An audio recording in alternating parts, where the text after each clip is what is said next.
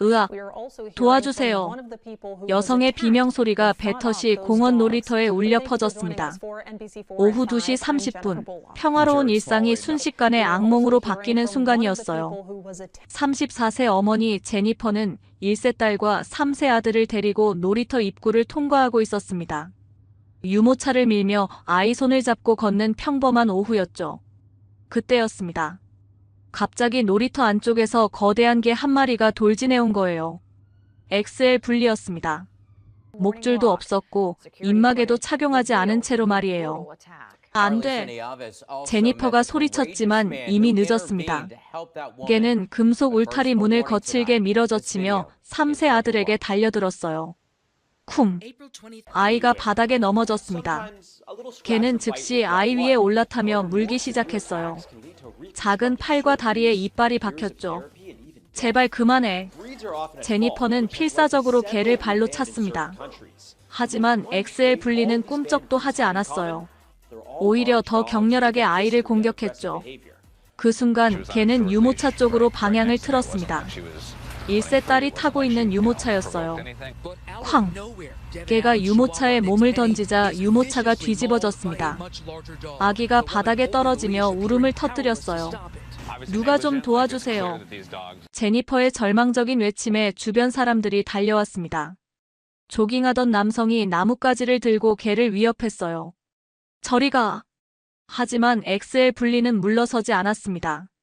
오히려 더 흥분한 듯 으르렁거리며 주변 사람들을 위협했죠.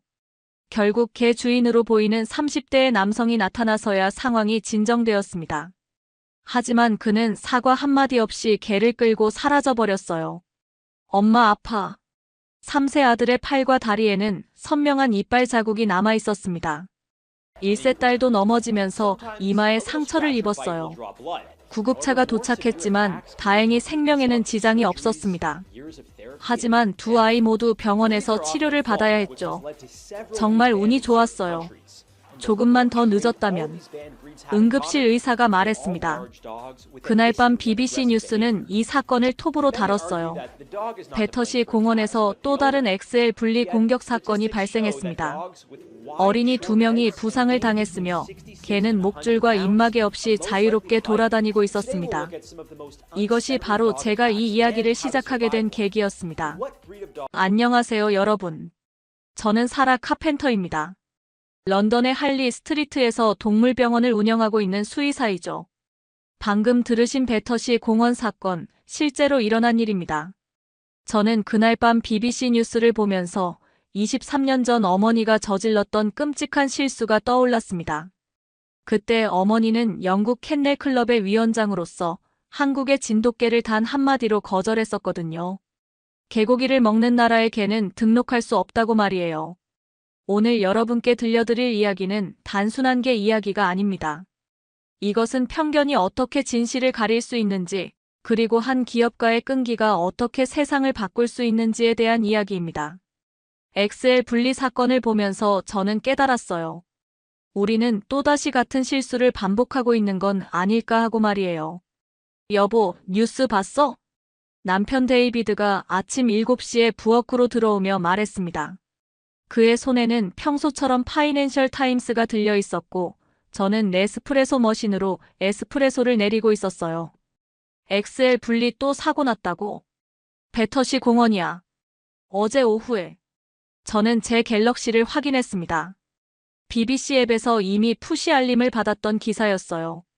34세 어머니와 1세, 3세 아이들이 공원 놀이터에 들어가는 순간 엑스엘 분리가 돌진했다는 내용이었죠. 목줄도 없었고 입마개도 안 했다네. 데이비드가 한숨을 쉬며 말했습니다. 외과의사인 그는 지난 몇 달 동안 엑스엘 분리 공격으로 인한 응급 환자들을 여러 명 봤거든요. 또 BBC에서 전문가 인터뷰 요청 올 거야. 과연 그 예상이 맞았습니다. 오전 9시 제가 병원에 도착하자마자 리셉션 직원 엠마가 알려줬어요. 닥터 카펜터, BBC 프로듀서한테서 전화 왔어요. 오늘 오후 6시 뉴스에 위험 견종 전문가로 출연해달라는데요. 저는 잠시 망설였습니다. 지난 6개월 동안 엑스엘 분리 관련 인터뷰 요청을 모두 거절했거든요. 이유가 있었어요. 어머니 매그 퍼넬 카펜터의 유산 때문이었습니다. 일단 보류해줘. 오후에 답변할게. 점심시간이 되어서야 저는 결심을 굳혔습니다. 코츠월드에 있는 어머니의 오버힐 캐넬에 전화를 걸었어요. 2023년 4월 어머니가 돌아가신 후 그곳은 제 딸 엠마 17세와 아들 톰 14세의 주말을 보내는 별장이 되었거든요. 톰, 거기 있어? 엄마. 네, 진도랑 놀고 있어요. 진도는 저희 가족의 진돗개입니다. 5살 수컷으로 어머니가 2020년에 입양해서 기르던 개였어요. 어머니가 돌아가신 후 저희가 맡아서 키우고 있죠. 진도는 잘 있고? 네. 지금 정원에서 다람쥐 쫓아다니고 있어요. 엄마, 언제 와요? 이번 주말에 갈게. 그때 할머니 이야기 좀 해줄까?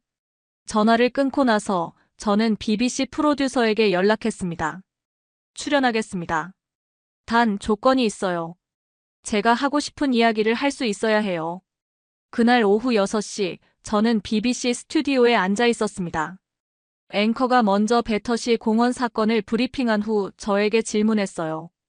카펜터 박사님, 엑셀 분리 금지령이 내려진 지 1년이 지났는데도 여전히 이런 사고가 발생하고 있습니다. 어떻게 보시나요? 앵커님, 오늘은 엑셀 분리가 아닌 다른 이야기를 하고 싶습니다. 앵커가 당황한 표정을 지었어요. 23년 전 제 어머니는 영국 캔넬 클럽 위원장으로서 끔찍한 실수를 저질렀습니다. 한국의 진돗개를 문화적 편견만으로 거절했거든요. 오늘 엑셀 분리 사건을 보면서 우리가 얼마나 쉽게 편견에 빠지는지 깨달았습니다. 시간을 22년 전으로 돌려보겠습니다. 2002년 3월 15일 런던 캔넬 클럽 본부 회의실이었어요. 당시 저는 22세 캠브리지 수의대 4학년 학생이었습니다. 봄방학을 맞아 어머니 매그가 일하는 캔넬 클럽에 견학을 갔었어요. 그날따라 어머니는 검은색 샤넬 수트를 입고 할아버지께서 물려주신 롤렉스 데이토나를 차고 계셨죠. 오늘 한국에서 온 사람들과 미팅이 있어. 같이 들어와 봐. 어머니는 평소보다 차가운 표정이었어요. 회의실 테이블 위에는 한국어로 된 자료들이 놓여 있었고 삼성그룹이라는 로고가 눈에 띄었습니다. 삼성? 그 싸구려 TV 만드는 회사? 당시 영국에서 삼성은 소니나 파나소닉에 비해 저급 브랜드로 여겨졌어요. 2002년이면 갤럭시도 없었고 삼성은 그저 가격 대비 좋은 전자제품 브랜드 정도였거든요. 오전 10시 정각 한국 대표단이 들어왔습니다. 정장을 입은 중년 남성 5명이었어요. 리더로 보이는 분은 50대 후반, 나머지는 40대였죠. 모두 검은색 삼소나이트 서류 가방을 들고 있었고 통역관 1명이 동행했습니다. 이건희 회장님의 특사로 왔습니다. 진돗개의 영국 캔넬 클럽 등록을 위해 삼성그룹 차원에서 지원하고 있습니다. 통역관이 어머니에게 말했어요. 그때 저는 이건희라는 이름을 처음 들었습니다. 2002년 당시만 해도 이건희 회장은 영국에서 거의 알려지지 않은 인물이었거든요. 삼성은 외계 등록에 관심이 있죠? 어머니가 차갑게 물었습니다. 진돗개는 우리나라의 천연기념물 제53호입니다. 문화유산을 세계에 알리는 것이 목표입니다. 대표단장이 유창한 영어로 설명했어요. 그러면서 A4 용지 50페이지 분량의 자료를 내밀었습니다. 진돗개의 역사, 혈통, 특성 등이 영어로 번역되어 있었죠. 어머니는 자료를 훑어보더니 이렇게 말했습니다. 개고기를 먹는 나라의 개를 어떻게 등록할 수 있겠습니까? 그 순간 회의실이 얼어붙었어요. 한국 대표단의 얼굴이 일제히 굳어졌습니다. 통역관이 당황하며 말을 옮기자 대표단장의 표정이 차갑게 변했어요. 개고기 문화와 진돗개는 별개의 문제입니다. 아니에요. 문화적 배경이 견종의 성격에 영향을 미칩니다. 개에 대한 애정이 부족한 문화에서는 제대로 된 선별교배가 이루어질 수 없어요. 어머니의 논리였습니다. 지금 생각해보면 얼마나 터무니없는 편견이었는지 모르겠어요. 6개월 후에 다시 오세요. 그때까지 진돗개가 정말 등록할 가치가 있는 견종인지 증명해보세요. 30분 만에 미팅이 끝났습니다. 한국 대표단은 10시간 비행과 6개월 준비를 했지만 단 한마디로 거절당한 거였어요. 대표단이 나간 후 저는 어머니에게 말했습니다. 엄마, 너무 심한 거 아니에요? 사라, 넌 아직 몰라. 견종 등록은 영국의 전통과 권위가 걸린 문제야. 아무나 받아줄 수는 없어. 그날 밤, 저는 기숙사에서 친구들에게 그날 일을 얘기했어요. 모두들 어머니 편을 들었습니다. 한국은 개 먹는 나라잖아. 그런 곳에서 온 개를 어떻게 믿어? 2002년 영국 대학생들의 평균적인 반응이었어요. 당시만 해도 한류도 없었고 한국에 대한 인식은 분단된 가난한 나라 정도였거든요. 하지만 뭔가 찜찜한 기분이 들었어요. 한국 대표단의 진지한 모습과 어머니의 차갑고 편견적인 태도가 대조적으로 느껴졌거든요. 2003년 6월 예상치 못한 일이 벌어졌습니다. 한국에서 진돗개 6마리가 영국에 도착한 거예요. 어머니, 정말로 개들을 데려왔어요? 저는 여름방학을 맞아 어머니의 오버힐 캐넬에 있었습니다. 코츠월드 지역의 작은 마을. 펜스포드에 위치한 이곳은 어머니가 1978년부터 운영해온 개 번식장이자 검역소였어요. 이건희 회장이라는 사람이 정말 끈질기더라. 어머니가 한숨을 쉬며 말했습니다. 손에는 삼성 측에서 보낸 편지가 들려 있었어요. 6개월 동안 편지가 몇 통 왔는지 몰라. 진돗개 6마리를 직접 보내서 판단해달라는 거야. 편지를 읽어보니 놀라운 내용이었습니다. 이건희 회장이 직접 지시해서 한국 최고 혈통의 진돗개들을 선별했다는 거예요. 수컷 1마리 이름 장군, 암컷 5마리였죠. 운송비만 얼마나 들었을까? 좋기 몇만 파운드는 들었을 거야. 전용기로 보냈더라고. 당시 개 1마리를 한국에서 영국으로 운송하는 데는 검역비, 항공료 등을 포함해 5천 파운드 정도가 들었어요. 6마리면 3만 파운드, 당시 환율로 6천만 원 정도였죠. 그 돈이면 벤츠 한 대 살 수 있잖아요. 그러게 말이야. 정말 이상한 사람들이야. 오후 3시 개들이 도착했습니다. 전문 동물 운송업체 차량에서 내린 진돗개들을 처음 본 순간 저는 충격을 받았어요. 엄마, 저 개들 뭔가 달라요. 가장 먼저 눈에 띈 것은 장군이라는 수컷이었습니다. 중형견 사이즈지만 놀라울 정도로 당당한 자세를 하고 있었어요. 꼬리는 등 위로 말려 올라가 있었고 귀는 쫑긋 세워져 있었죠. 다른 개들과 섞여 있어도 혼자만 도드라져 보이네. 어머니도 신기해했습니다. 오버힐 캐넬에는 항상 50마리 정도의 개들이 있었어요. 독일 셰퍼드, 레브라도, 골든 리트리버 등등. 하지만 진돗개들은 확실히 달랐습니다. 저 개들, 왜 다른 개들이랑 안 어울리지? 암컷 5마리는 서로 붙어 있으면서도 다른 견종들과는 일정한 거리를 유지했어요. 공격적이지도 않고 두려워하지도 않았지만 명확한 선을 긋고 있었죠. 선택적 사회성이라는 건가? 당시 저는 수의대에서 동물행동학을 공부하고 있었어요. 진돗개들의 행동은 제가 배운 어떤 견종과도 달랐습니다. 다음 날부터 저는 진돗개들을 관찰하기 시작했어요. 노트북 당시에는 손이 바이오를 썼어요에 매일 기록을 남겼죠. 6월 15일 관찰 1일차. 장군 다른 수컷들이 접근하면 즉시 경고 자세. 하지만 먼저 공격하지는 않음. 암컷들 서로 간에만 그루밍. 다른 견종 암컷들과는 교류 없음. 특이사항 사료를 먹을 때 절대 서로 간섭하지 않음. 각자 자리가 정해진 듯. 6월 16일 관찰 2일차. 장군이 탈출 시도. 2m 높이 울타리를 쉽게 넘나등. 하지만 멀리 가지 않고 캐넘 주변만 맴돔. 귀소성이 강한 것 같음. 6월 20일 관찰 5일차. 낯선 방문자 우편 배달부에게 모든 개들이 짖을 때 진돗개들만 조용히 관찰. 위협 판단 후 필요시에만 반응하는 듯. 지능적 판단력이 다른 견종보다 뛰어남. 한 달 후 어머니는 점점 진돗개들에게 관심을 보이기 시작했어요. 사라, 저 개들 정말 특별한 것 같아. 어떤 점이요? 다른 개들과 싸우지도 않고 그렇다고 무조건 복종하지도 않아. 자존감이 강하면서도 공격적이지 않다고 해야 하나? 그때 저는 어머니의 마음이 조금씩 변하고 있다는 것을 느꼈어요.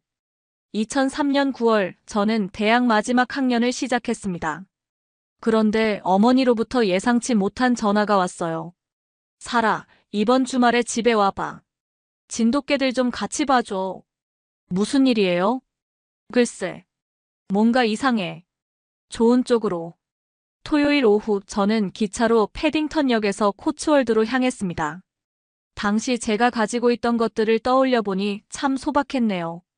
노키아 3310 핸드폰, 소니 CD 워크맨, 그리고 이스트팩 백팩. 지금 제 딸 엠마가 가진 아이폰 14 프로와 에어팟, 구찌 백팩과는 비교가 되지 않죠. 오버일 캐넌에 도착했을 때 어머니는 정원에서 장군과 함께 있었어요. 놀라운 광경이었습니다. 엄마, 장군이 엄마 말을 듣고 있잖아요. 그러게 말이야. 처음엔 전혀 말을 안 들었는데 어머니는 30년간 개를 다뤄온 전문가였어요. 독일 shepherd 브리더로 유명했고 영국 캔넬 클럽에서도 인정받는 심사위원이었죠. 하지만 진돗개는 완전히 다른 접근이 필요했다고 하더라고요. 명령하면 안 돼. 부탁해야 해. 부탁이요? 응. 일방적으로 앉아, 기다려라고 하면 무시해.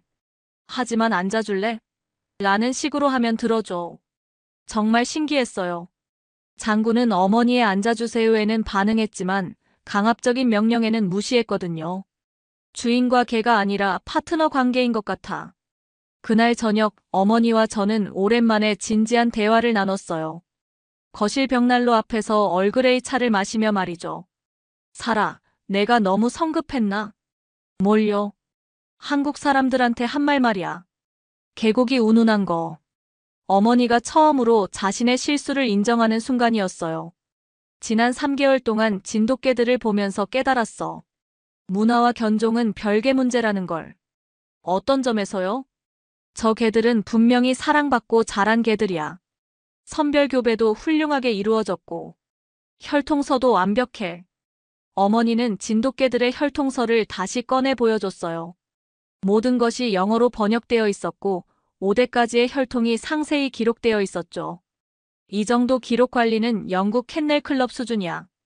그럼 이제 등록을 승인하실 거예요? 아직은 아니야. 좀 더 지켜봐야겠어. 하지만 저는 어머니의 마음이 많이 변했다는 것을 알 수 있었어요. 편견의 벽에 작은 균열이 생기기 시작한 거죠. 그날 밤 저는 장군과 함께 산책을 했습니다. 코츠월드의 9월 밤은 선선했고 별이 유난히 밝았어요. 장군아, 너희들이 정말 특별한 개들이구나. 장군은 제 옆에서 조용히 걸었어요. 리드를 잡아당기지도 않고 그렇다고 뒤처지지도 않았죠. 딱 제 보조에 맞춰서 걷더라고요. 그때 저는 깨달았습니다. 이 개들이 특별한 게 아니라 우리가 편견을 가지고 있었던 거라는 걸 말이에요. 집으로 돌아가는 기차 안에서 저는 노키아 핸드폰으로 친구에게 문자를 보냈어요. 한국 개들 정말 신기해. 엄마 마음도 많이 바뀐 것 같아. 그 친구의 답장이 지금도 기억나네요. 한국이 요즘 잘 나간다더라. 월드컵도 4강 갔잖아. 2002년 한일 월드컵에서 한국이 4강에 진출한 사건이 영국인들에게도 큰 충격이었어요. 아시아의 작은 나라라고 생각했던 한국이 축구 강국들을 연달아 꺾은 거였으니까요. 그때부터 서서히 한국에 대한 인식이 바뀌기 시작했던 것 같아요. 그리고 그 변화의 물결이 어머니에게도 영향을 미치고 있었던 거죠. 2004년 3월 11일 영국 버밍엄에서 열린 크러프츠 도그쇼. 세계에서 가장 권위 있는 게 전시회였죠. 그날 저는 어머니와 함께 NEC 전시장에 있었어요. 사라, 오늘이 중요한 날이야. 어머니는 평소보다 긴장한 모습이었습니다. 손에는 새로 산 캐논 디지털 카메라를 들고 있었어요. 당시로서는 최신형이었죠. 장군이 비공식 전시 부문에 나간다고 했죠? 그래. 아직 정식 등록된 견종이 아니라 별도 섹션이야. 크러프츠는 매년 15만 명이 방문하는 거대한 행사예요. 그런데 그의 가장 화제가 된 것은 다름 아닌 우리 장군이었습니다. 오전 10시 장군이 링에 들어섰을 때의 분위기는 지금도 잊을 수 없어요. 관중석에서 웅성거림이 일어났거든요. 저게는 뭐지? 아시아 견종인가? 정말 특별해 보이네. 장군을 핸들링한 것은 영국의 전문 핸들러 제임스 윌리엄슨이었어요. 30년 경력의 베테랑이었죠. 하지만 그도 장군을 다루는데 애를 먹었다고 하더라고요. 이 개는 다른 개들과 완전히 달라요. 쇼맨십이 타고났어요. 윌리엄슨이 어머니에게 말했습니다. 정말 그랬어요. 다른 개들은 핸들러의 지시에 따라 포즈를 취했지만 장군은 스스로 최고의 자세를 보여줬어요. 꼬리는 당당하게 말려 올라가 있었고 귀는 쫑긋 세워져 있었죠. 관중들이 계속 쳐다보고 있어. 저는 주변을 둘러봤어요. 정말 많은 사람들이 장군에게 시선을 고정하고 있었습니다. 심지어 다른 견종링을 보던 사람들까지 와서 구경할 정도였어요. 카메라 플래시가 장군한테만 터지네. 당시에는 아직 스마트폰이 없었어요. 사람들은 후지필름 일회용 카메라나 코닥 디지털 카메라로 사진을 찍었죠. 그런데 그 모든 카메라가 장군을 향하고 있었어요. 오후 2시 심사가 끝난 후 어머니는 여러 브리더들과 이야기를 나눴습니다. 카펜터 부인, 저게 정말 인상적이에요. 골든 리트리버 브리더인 마가렛 스미스가 다가왔어요. 어떤 견종인지 궁금해서요. 한국의 진돗개입니다. 한국? 정말요? 전혀 몰랐어요. 그때부터 어머니 주변에 사람들이 모여들기 시작했어요. 모두 진돗개에 대해 궁금해했죠. 한국은 개고기를 먹는 나라 아닌가요? 한 중년 남성이 물었습니다. 그 순간 어머니의 표정이 약간 어두워졌어요. 1년 전 자신이 했던 말이 떠올랐을 거예요. 그건 문화와 견종은 별개 문제인 것 같아요. 어머니가 조심스럽게 답했습니다. 저는 그 순간을 놓치지 않았어요. 어머니가 자신의 편견을 처음으로 공개적으로 부정한 순간이었거든요. 이 개들은 정말 사랑받고 자란 티가 나요. 독일 셰퍼드 전문가인 피터 존슨이 말했습니다. 혈통 관리도 훌륭해 보이고요. 이런 품질이라면 충분히 캔넬 클럽 등록 자격이 있어 보이는데요. 그날 저녁 호텔로 돌아온 어머니는 깊은 생각에 잠겨 있었어요. 버밍엄 시내의 힐튼 호텔 카페에서 얼그레이 차를 마시며 말이죠. 사라, 내가 너무 성급했나 봐. 뭘요? 작년에 한국 사람들한테 한 말.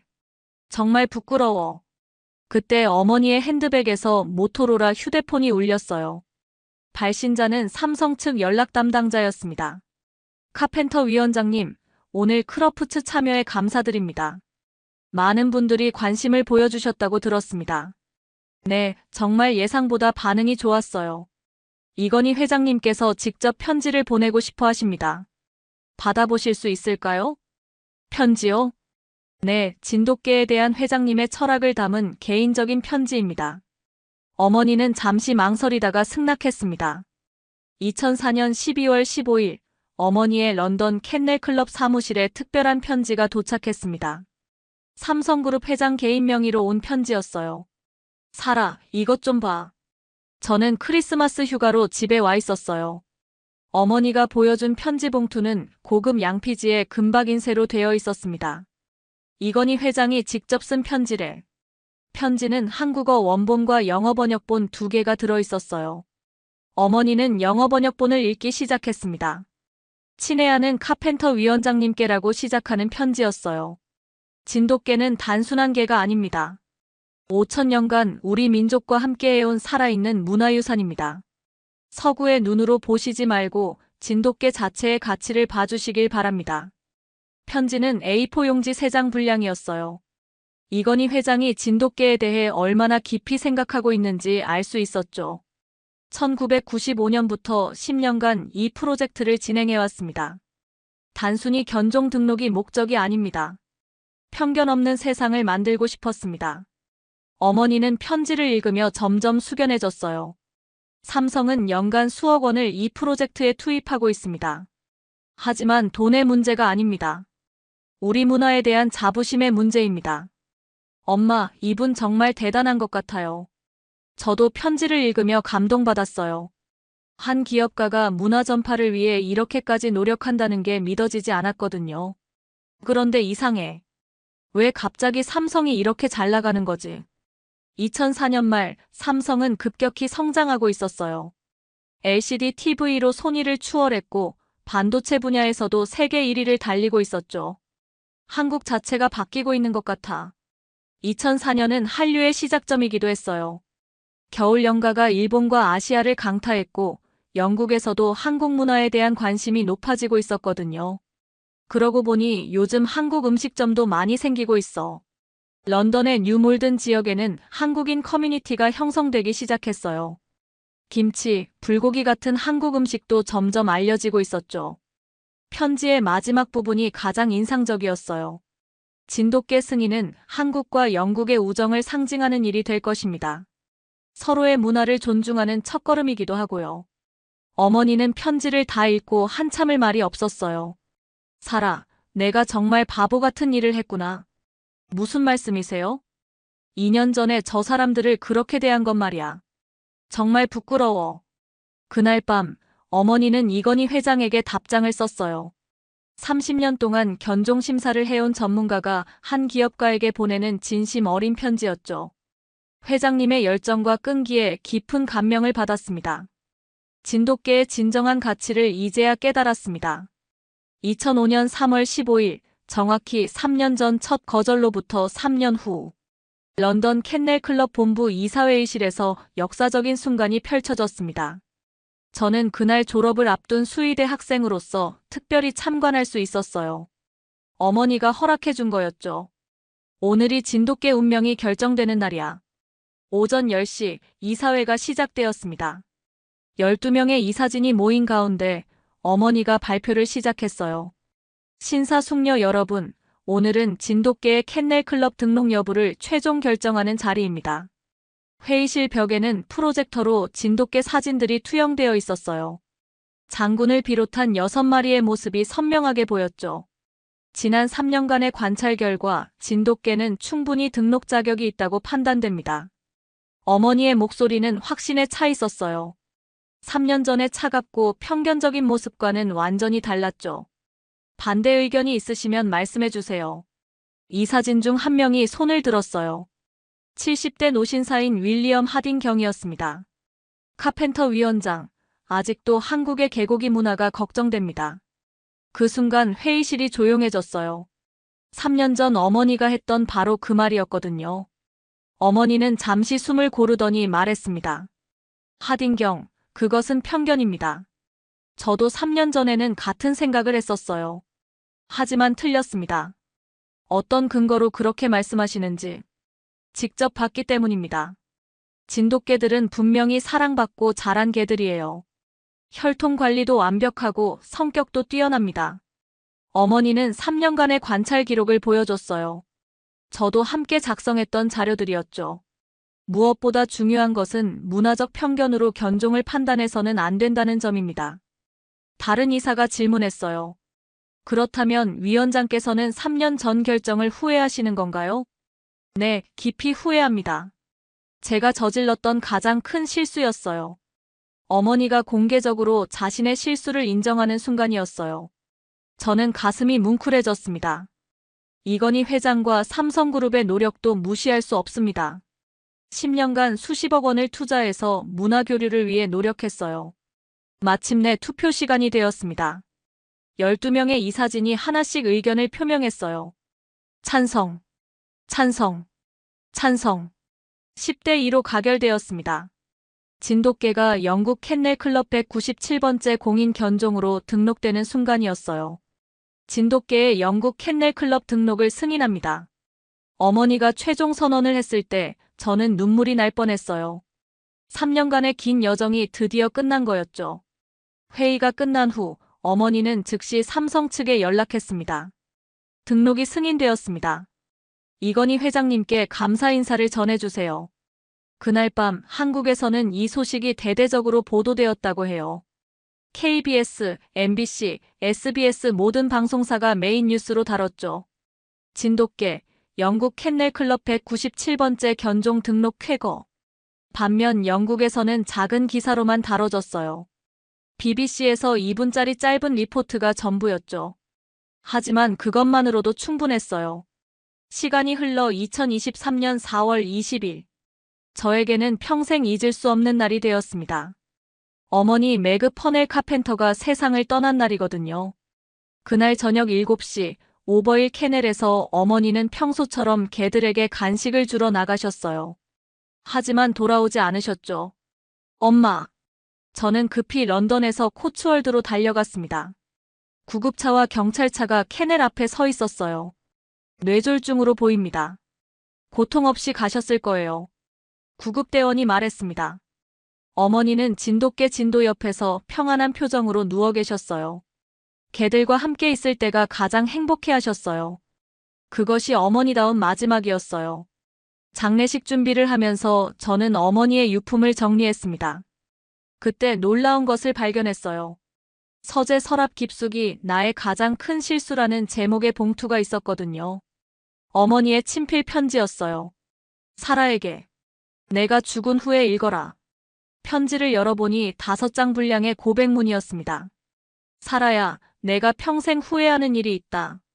2002년 진돗개를 거절했던 일이야. 그때 나는 얼마나 무지하고 편견에 가득 찬 사람이었는지 모른다. 한국이라는 나라도 이건희라는 분도 제대로 알지 못하면서 섣불리 판단했어. 진돗개들을 3년간 지켜보면서 깨달았다. 문화와 견종은 전혀 별개의 문제라는 것을. 사랑은 국경이 없다는 것을. 편지의 중간 부분이 특히 감동적이었어요. 이건희 회장님은 정말 대단한 분이셨다. 10년간 포기하지 않고 문화 교류를 위해 노력하셨어. 나 같은 편견쟁이를 상대로도 끝까지 예의를 지키셨고 2005년 등록 승인 후에도 매년 크리스마스 카드를 보내주셨다. 한국의 문화를 알려주는 선물들도 함께 말이야. 저는 그제야 알았어요. 어머니와 이건희 회장이 18년간 지속적으로 교류했다는 사실을 말이에요. 회장님이 2020년에 돌아가셨을 때 정말 슬펐다. 한 번도 직접 만나 뵙지 못한 것이 평생 한이야. 편지의 마지막 부분은 저에게 하는 당부였어요. 사라야, 너는 내 실수를 반복하지 마라. 편견 없는 세상을 만들어가거라. 그것이 이건희 회장님과 진돗개들에게 할 수 있는 최고의 보답이야. 그날 밤 저는 진도와 함께 오랫동안 산책했습니다. 어머니가 생전에 가장 좋아했던 코츠월드 언덕길을 걸으며 생각했어요. 진도야, 할머니가 너희 때문에 많이 변하셨어. 진도는 제 옆에서 조용히 걸었어요. 어머니의 마지막 순간을 함께했던 개답게 뭔가 알고 있는 듯한 눈빛이었죠. 그때 제 갤럭시에서 문자가 왔어요. 딸 엠마에게서였어요. 엄마, 할머니 일기 읽었어. 정말 감동적이야. 나도 할머니처럼 편견 없는 사람이 될게. 17세 딸도 할머니의 변화를 이해하고 있었던 거예요. 2025년 현재 진돗개는 전 세계 50여 개국에서 사랑받는 견종이 되었습니다. 영국에서만 3,000마리 이상이 등록되어 있어요. 하지만 그 시작에는 한 기업가의 끈기와 한 여성의 변화가 있었습니다. 이건희 회장의 10년 노력과 어머니의 용기 있는 결정 말이에요. 오늘 제가 BBC에서 이 이야기를 공개한 이유도 그 때문입니다. 편견이 얼마나 쉽게 진실을 가릴 수 있는지, 그리고 진정한 용기가 무엇인지 알려드리고 싶었거든요. 엑스엘 분리 사건을 보면서 저는 23년 전 어머니의 모습을 봅니다. 우리는 또다시 편견에 빠져 있는 건 아닐까요? 견종이 아니라 개별 개체의 문제는 아닐까요? 물론 안전은 중요합니다. 하지만 그것이 편견의 핑계가 되어서는 안 되겠죠. 마지막으로 이건희 회장님께 감사 인사를 전하고 싶습니다. 회장님의 끈기와 비전이 없었다면 오늘의 진돗개 세계화도 없었을 거예요. 그리고 어머니께도 말씀드리고 싶어요. 엄마의 용기 있는 결정이 세상을 바꿨어요. 정말 자랑스러워요. 여러분도 일상에서 작은 편견들을 점검해 보시길 바랍니다. 우리가 당연하다고 생각하는 것들 중에도 편견이 숨어 있을지 모르거든요. 오늘 이야기가 여러분에게 도움이 되었다면 구독과 좋아요 버튼을 눌러주세요. 다음에도 더욱 의미 있는 이야기로 찾아뵙겠습니다. 감사합니다. 태풍아, 지금. 거친 파도가 보트를 덮치는 순간 저는 태풍이에게 소리쳤습니다. 바다 한복판에서 뒤집힌 고급 요트 주변으로 5명의 사람들이 필사적으로 허우적거리고 있었어요. 그중 한 명은 이미 의식을 잃고 가라앉기 시작했습니다. 왈. 태풍이가 답하듯 짖으며 10피트 높이의 파도 속으로 몸을 던졌습니다. 바로 그때 옆 보트에서 일본의 아키타 이누 카이도 바다로 뛰어들었어요. 모든 민간 구조팀은 즉시 철수하라. 헬기에서 울려 퍼지는 철수 명령. 하지만 저 앞에서 사람들이 죽어가고 있는데 어떻게 돌아갈 수 있겠어요? 잭슨, 전속 전진. 2025년 8월 17일 허리케인 에린이 플로리다를 강타한 이날, 마이애미 부유층들의 요트 30여 척이 집단으로 조난당했습니다. 그리고 그 한복판에서 한국의 진돗개와 일본의 아키타 이누가 기적 같은 만남을 이루게 되었죠. 오늘 제가 겪은 48시간은 제 인생에서 가장 길고도 짧은 시간이었어요. 태풍아, 일어날 시간이야. 제 이름은 마크 김슨, 45살입니다. 한국인 어머니와 독일계 미국인 아버지 사이에서 태어났고 현재 플로리다 주방위군 구조대 대장으로 15년째 일하고 있어요. 그전에는 10년간 군 복무를 했고요. 2025년 8월 17일 새벽 5시. 아이폰 알람이 울리기도 전에 태풍이가 저를 깨웠습니다. 3년간 함께한 이 진돗개는 제가 알람을 맞춰놓는 시간을 정확히 알고 있었거든요. 저처럼 완벽주의의 신중한 성격이라 새벽 5시만 되면 어김없이 제 침실 앞에서 대기하고 있어요. 침실 문 앞에서 꼬리를 살랑살랑 흔들며 기다리는 태풍이를 보며 저는 습관적으로 휴대폰을 확인했습니다. 베라이즌 네트워크로 들어온 기상청 경보 메시지가 화면을 가득 채우고 있었습니다.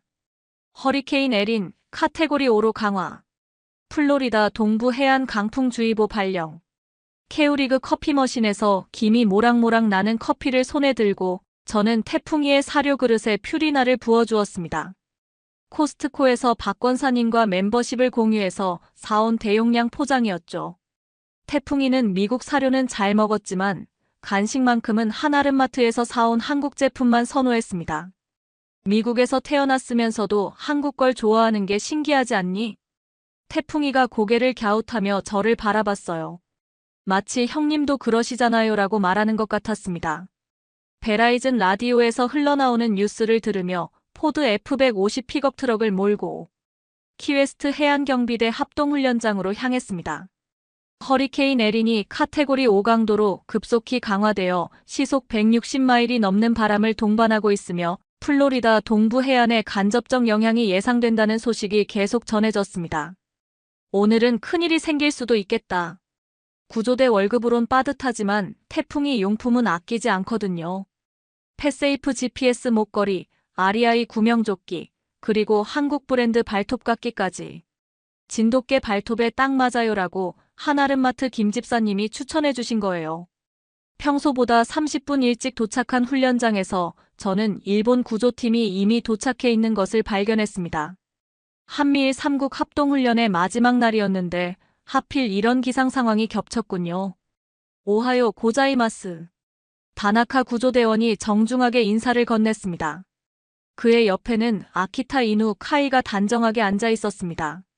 사세 수컷인 카이는 이미 300명 구조 경력을 자랑하는 베테랑이었죠. 굿모닝, 다나카 씨. 오늘 날씨가 심상치 않네요.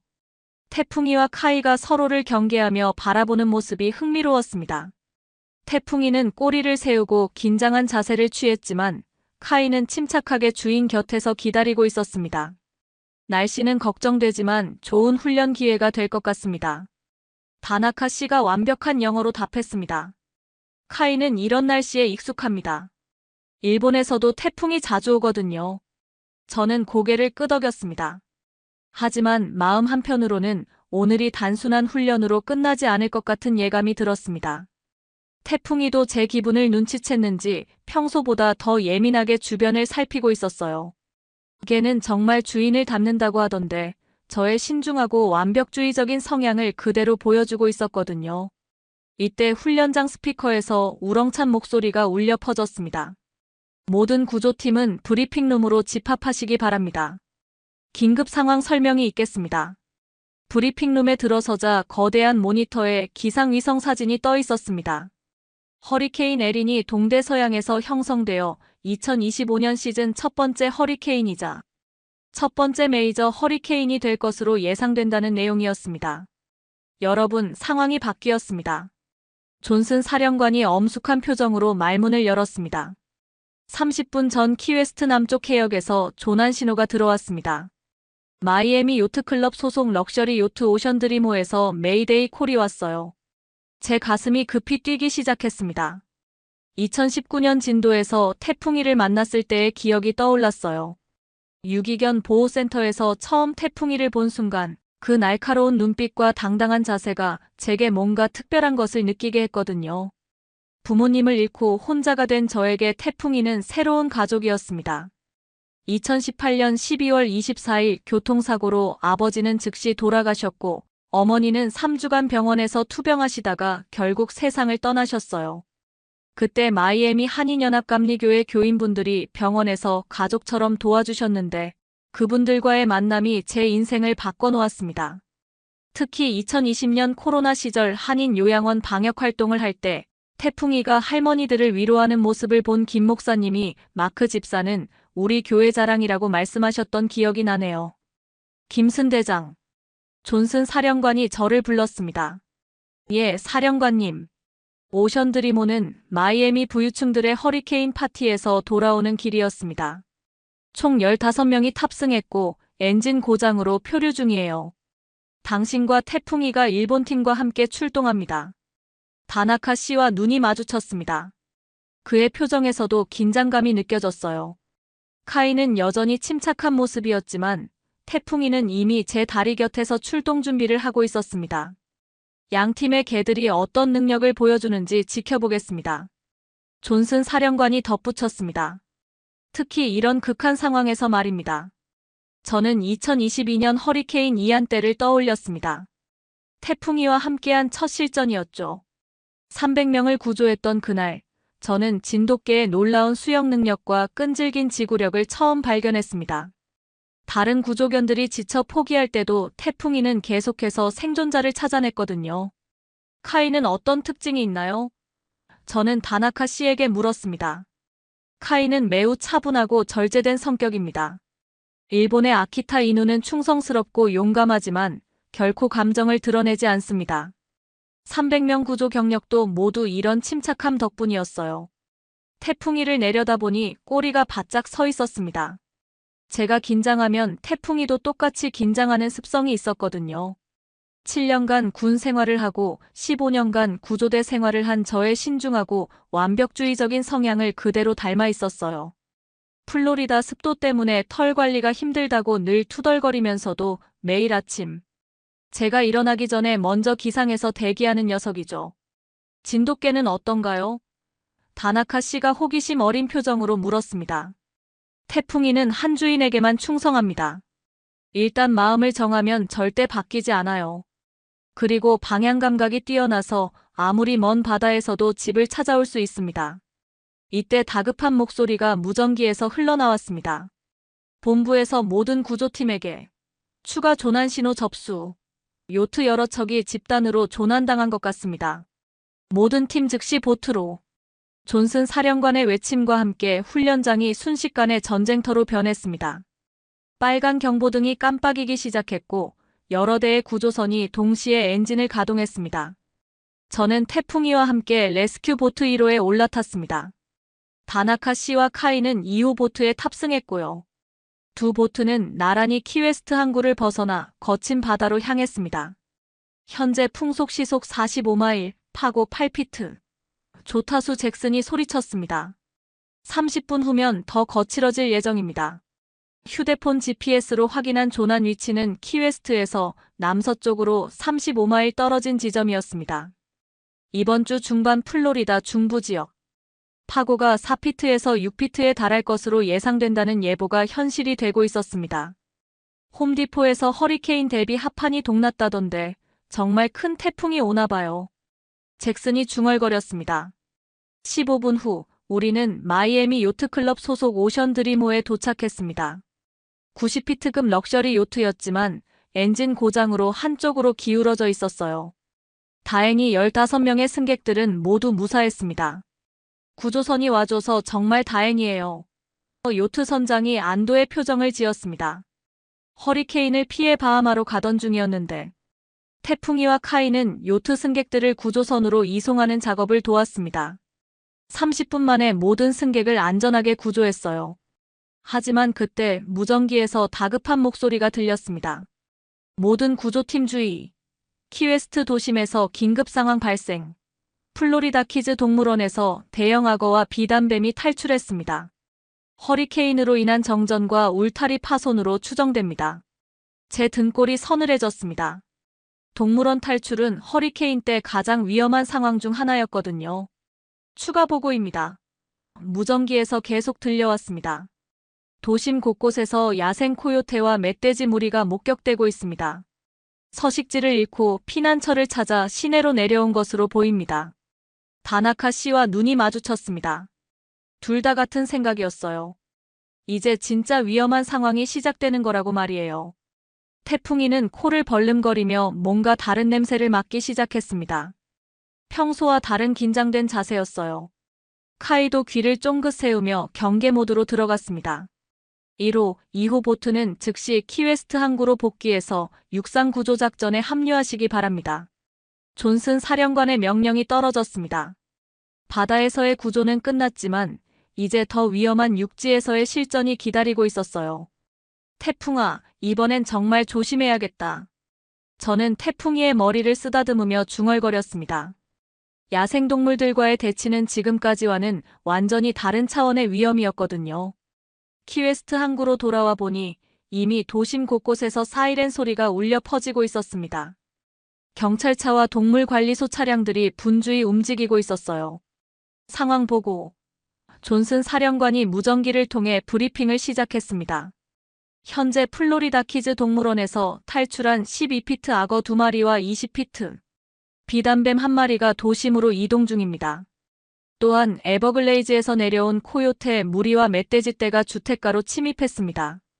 태풍이가 차에서 내리자마자 코를 바닥에 대고 냄새를 맡기 시작했습니다. 귀를 바짝 세우고 꼬리도 경직된 상태였어요. 반면 카이는 차분하게 주변을 관찰하며 다나카 씨 옆에 조용히 앉아 있었습니다. 태풍이가 뭔가 감지하고 있는 것 같네요. 제가 말했습니다. 카이는 아직 조용합니다. 하지만 평소보다 더 집중하고 있어요. 다나카 씨가 답했습니다. 우리는 먼저 두랄 스트리트 주택가로 향했습니다. 그곳에서 코요테 무리가 목격되었다는 신고가 들어왔거든요. 도착하자마자 상황의 심각성을 깨달았습니다. 5마리의 코요테가 한 가족의 뒷마당을 점령하고 있었어요. 집 안에는 어린 아이들이 무서워하며 창문 너머로 바라보고 있었습니다. 진돗개는 이런 상황에서 어떻게 반응하나요? 다나카 씨가 물었습니다. 태풍이는 아마 바로 돌진할 거예요. 진돗개는 영역을 침범당하면 절대 물러서지 않거든요. 실제로 태풍이는 이미 낮은 자세로 코요테들을 노려보고 있었습니다.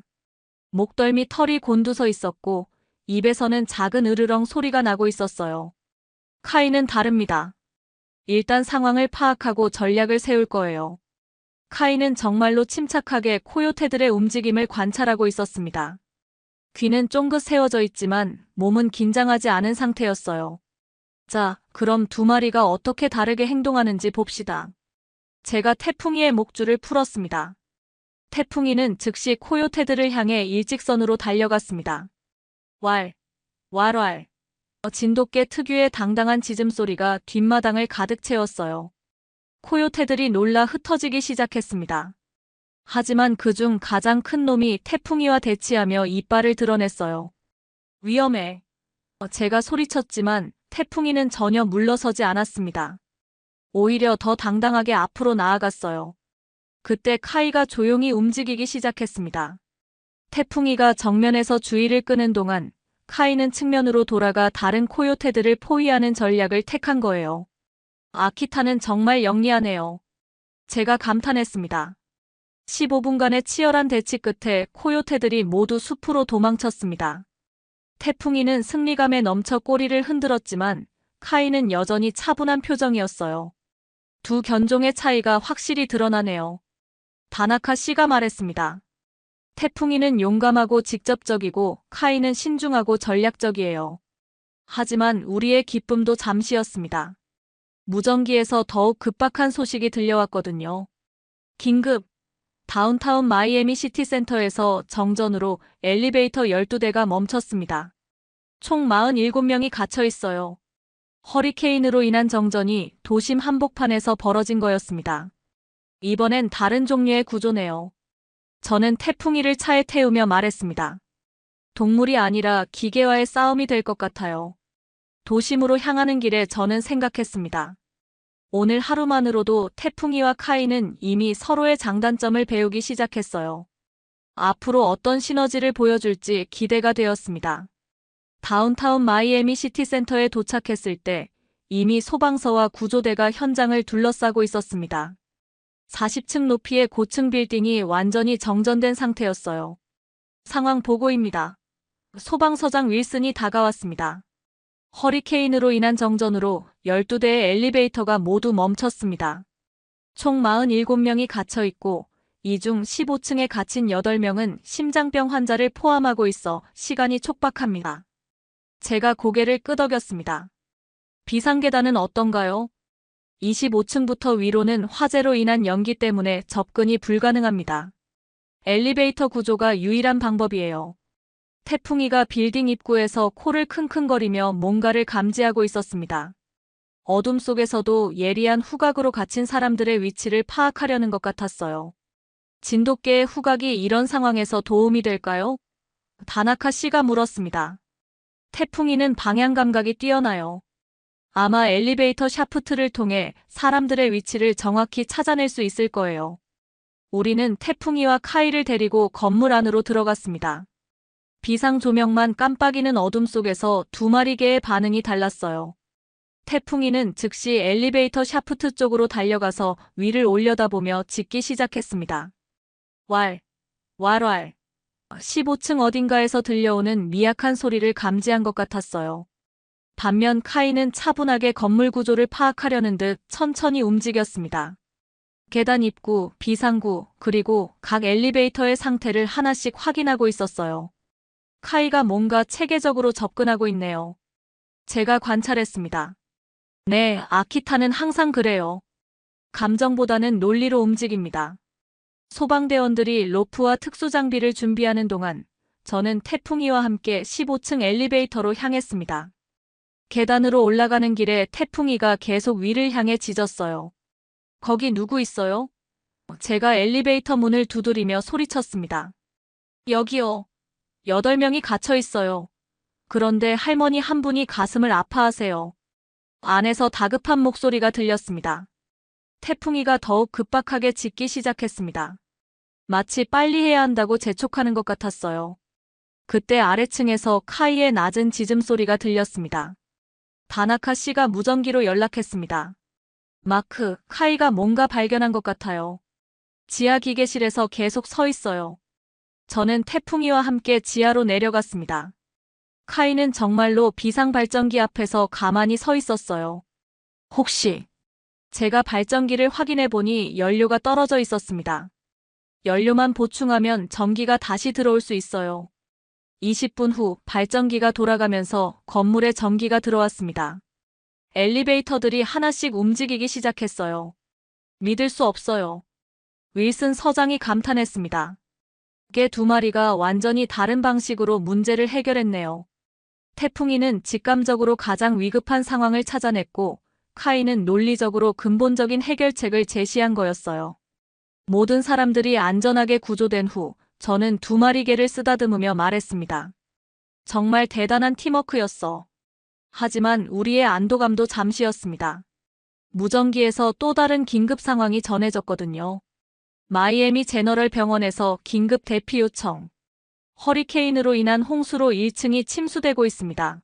중환자 23명을 포함해 총 89명이 대피 대기 중입니다. 병원 대피는 가장 까다로운 구조작업 중 하나였습니다.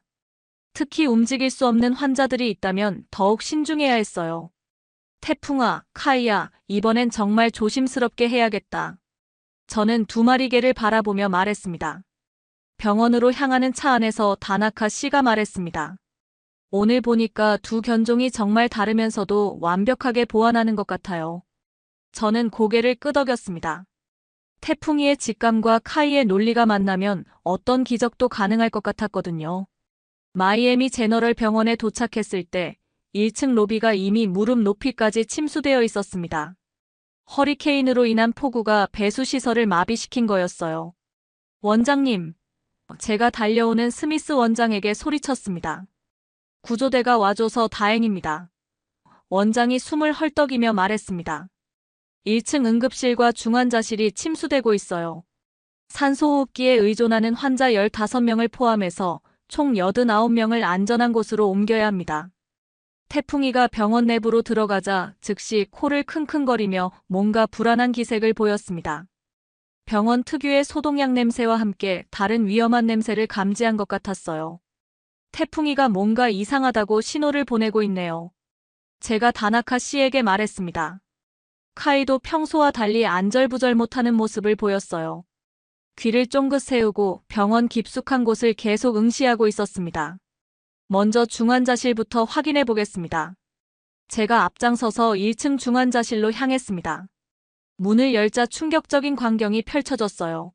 물이 이미 의료진의 발목까지 차올라 있었고 간병사들이 필사적으로 의료 장비를 높은 곳으로 옮기고 있었습니다. 환자분들을 2층으로 옮겨야 해요. 주치의 박 선생님이 다급하게 말했습니다. 하지만 산소호흡기와 심전도 모니터를 연결한 상태로 옮기기가. 그때 태풍이가 갑자기 병원 복도 끝을 향해 달려갔습니다. 저는 태풍이를 따라가 보니 지하로 내려가는 계단이 있었어요. 지하에 뭐가 있죠? 제가 물었습니다. 의료용 가스 저장실이 있어요. 산소, 아산화질소. 박 선생님의 얼굴이 창백해졌습니다. 만약 그곳이 침수되면. 말을 끝내기도 전에 태풍이가 더욱 급박하게 짖기 시작했습니다. 왈. 저는 즉시 지하로 내려갔습니다.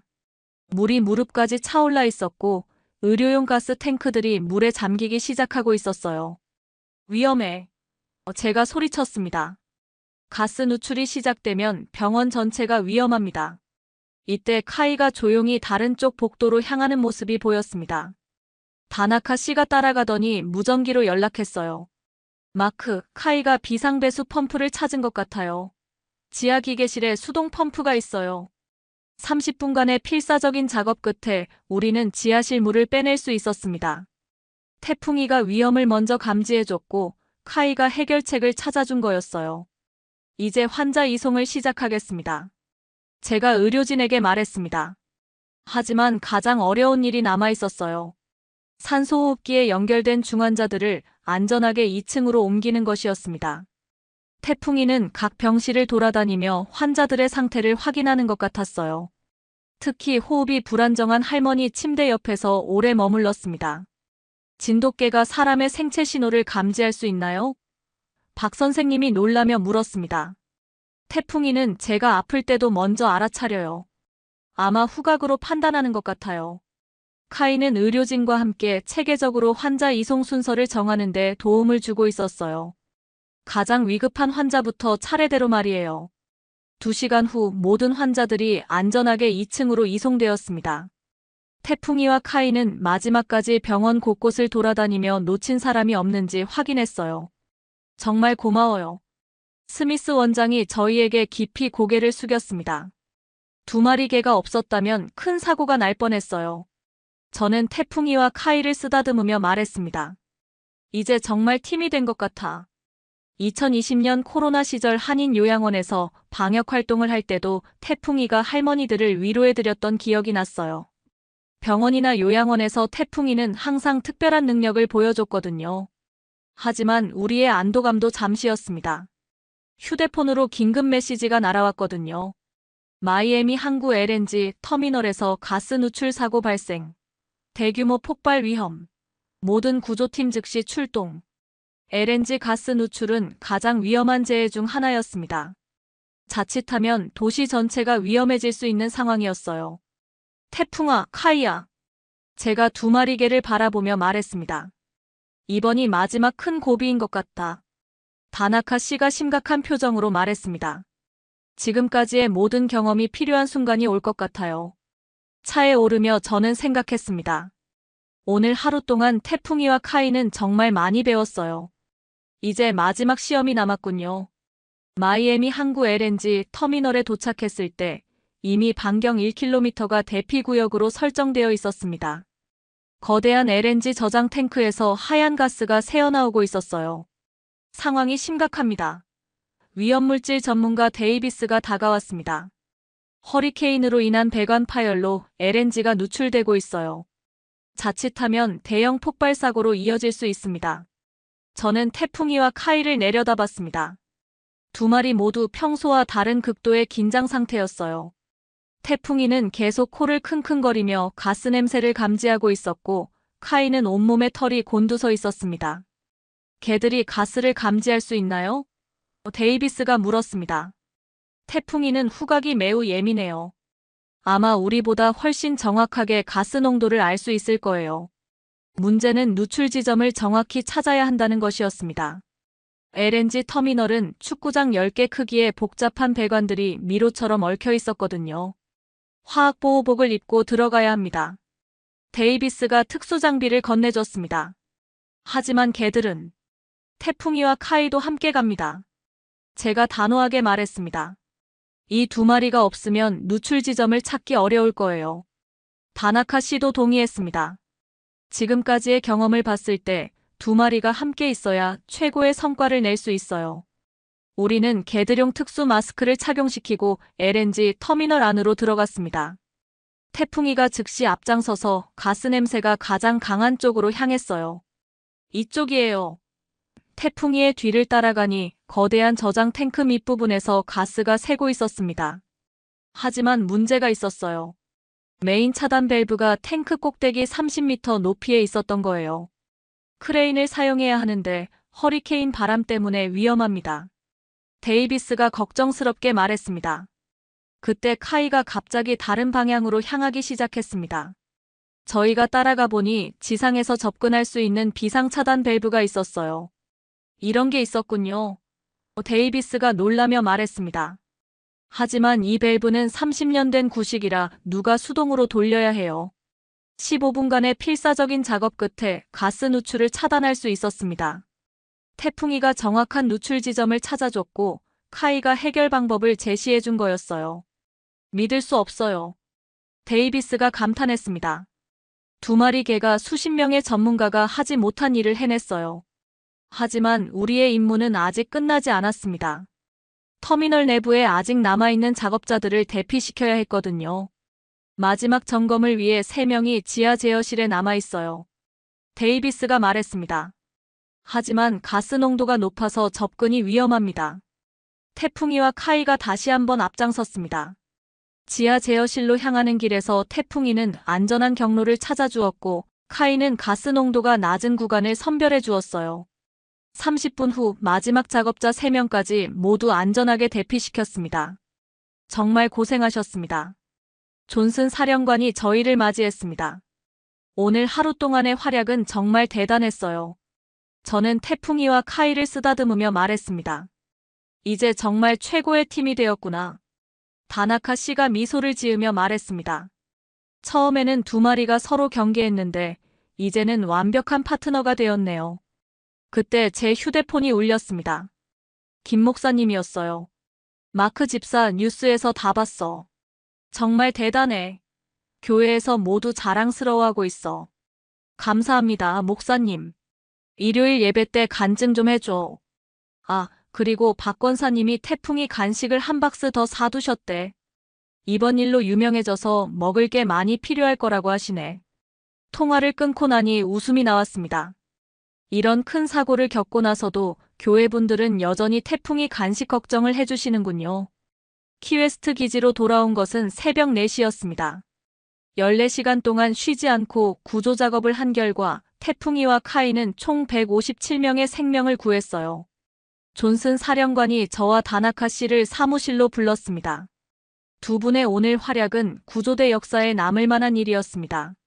사령관이 공식 보고서를 보여주며 말했습니다. 요트 구조 15명, 야생동물 대치에서 주민보호, 엘리베이터 갇힌 47명 구조, 병원 대피 89명, 그리고 LNG 터미널 사고 예방까지. 다나카 씨가 겸손하게 말했습니다. 카이 혼자서는 불가능했을 일이에요. 태풍이와 함께했기 때문에 가능했습니다. 저는 발밑에서 꾸벅꾸벅 조는 태풍이를 내려다봤습니다. 14시간 동안 한 번도 지친 기색을 보이지 않았던 이 작은 영웅이 이제야 피곤함을 드러내고 있었어요. 사령관님, 앞으로 계획이 있으신가요? 오늘 이를 계기로 한미일 3국 구조대 정기 교류 프로그램을 만들 예정입니다. 존슨 사령관이 말했습니다. 특히 두 견종의 협력 매뉴얼을 제작해서 전 세계 구조대에 보급하고 싶어요. 다나카 씨가 동의했습니다. 일본에서도 매우 관심을 가질 것입니다. 카이가 이렇게 다른 개와 협력한 것은 처음이거든요. 태풍이도 마찬가지예요. 저는 태풍이의 머리를 쓰다듬으며 말했습니다. 진돗개는 원래 독립적인 성격인데 카이와 함께 일하면서 협력의 가치를 배운 것 같아요. 새벽 하늘이 서서히 밝아오고 있었습니다. 허리케인 에리는 플로리다를 완전히 벗어나 북쪽으로 향하고 있었고 바다도 점차 잔잔해지고 있었어요. 1시간 후 저는 태풍이와 함께 포드 픽업 트럭에 올라탔습니다. 집으로 돌아가는 길에 서남쪽 팔가 한아름마트에 들러 태풍이가 좋아하는 한국산 간식을 사야겠어요. 태풍아, 오늘 정말 고생 많았다. 카이와도 친구가 되어서 다행이야. 태풍이가 조수석에서 고개를 기울이며 저를 바라봤습니다. 그 눈빛에서 저는 확신을 읽었어요. 내일 또 누군가 도움이 필요하다면 우리는 언제든 달려갈 준비가 되어 있다고 말이에요. 라디오에서는 이번 허리케인 에린 대응을 2025년 플로리다 구조의 기적이라고 부르며 한국의 진돗개와 일본의 아키타 이누가 보여준 완벽한 협력을 극찬하고 있었습니다. 한국과 일본의 전통견이 미국에서 만나 역사적인 구조작전을 펼쳤다는 CNN 뉴스도 나오고 있었어요. 저는 미소를 지으며 교회 단톡방에 메시지를 보냈습니다. 구조작업 무사 완료. 태풍이가 오늘 국제적 영웅이 되었어요. 히읗히읗. 곧바로 박 권사님의 답장이 왔습니다. 마크야 정말 대단해. 뉴스에서 봤어. 그런데 이제 유명해졌으니까 좋은 사람. 만나기 더 쉬워졌을 거야? 교회에 새로 나온 수의사 자매님이 태풍이 보고 싶어 하신다던데. 45살에 혼자 사는 게 어디 있어? 이제 태풍이도 엄마가 생기면 좋아할 거야. 저는 웃음을 터뜨렸습니다.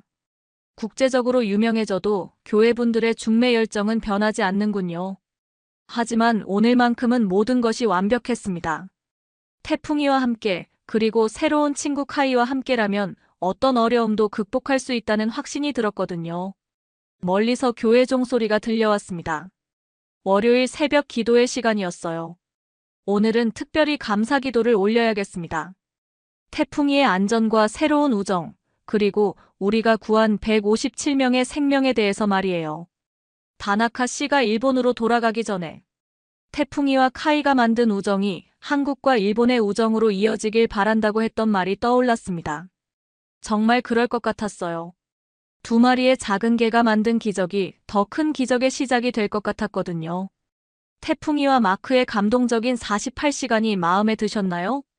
실제로 진돗개와 아키타 이누가 보여준 완벽한 협력은 국제적으로 큰 화제가 되었습니다.